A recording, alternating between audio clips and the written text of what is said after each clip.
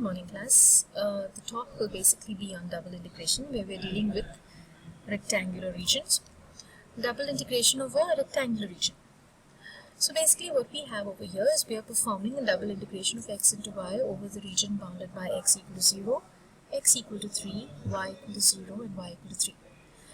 X equal to 0 would basically mean the y-axis, and y equal to 0 would basically mean the x-axis.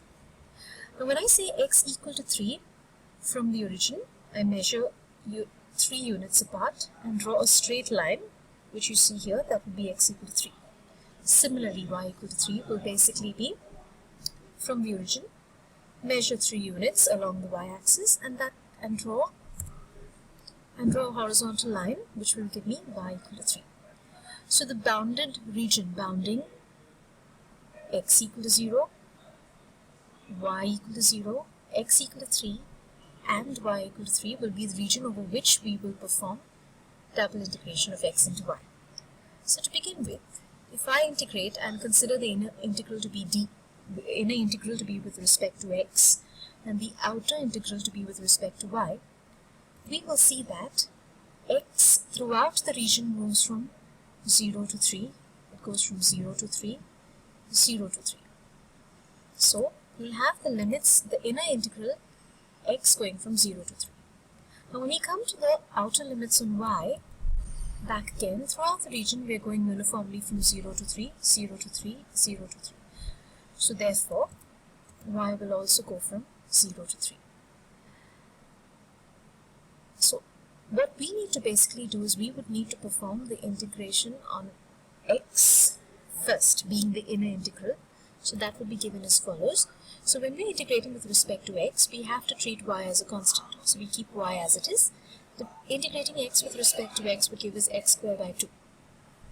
Now what we do is we substitute the limits on x from 0 to 3.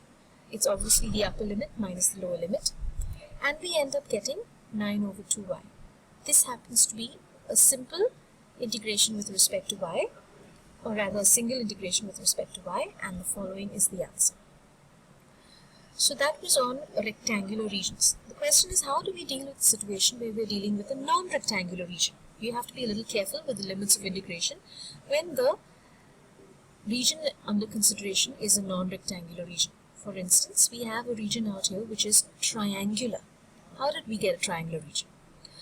We have to evaluate x square minus y square, or rather perform the double integration of x square minus y square over the triangle with the following vertices. So 0, 1, 1, 1, 1, 2. That gives us this triangle. So what we need to do is, before anything, we need to figure out what are the equations of these respective lines. Now if you look at the straight line, a horizontal line which is parallel to the x-axis, that would correspond to y equal to 1. If you look at this vertical line here of the triangle parallel to the y-axis, that would correspond to x equal to 1. And the question is, what is the equation of this line?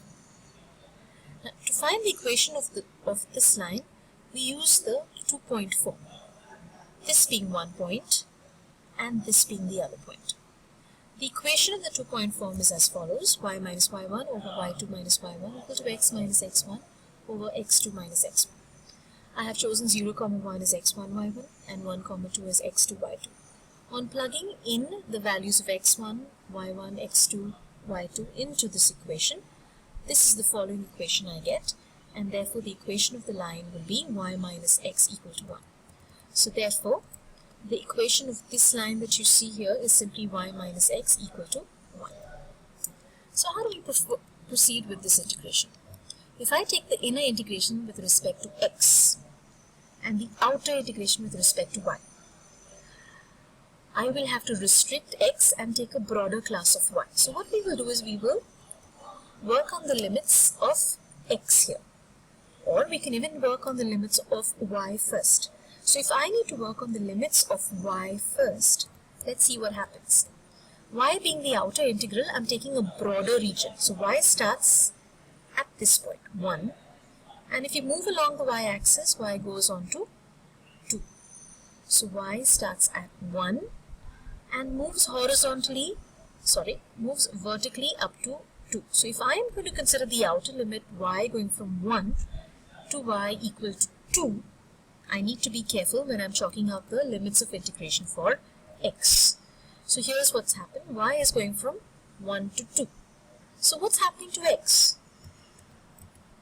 X being the inner integral will have to be restricted. If I have taken y going from 1 to 2, I need to be careful not to include this portion, for which I will have to move inside the triangular region along the x direction.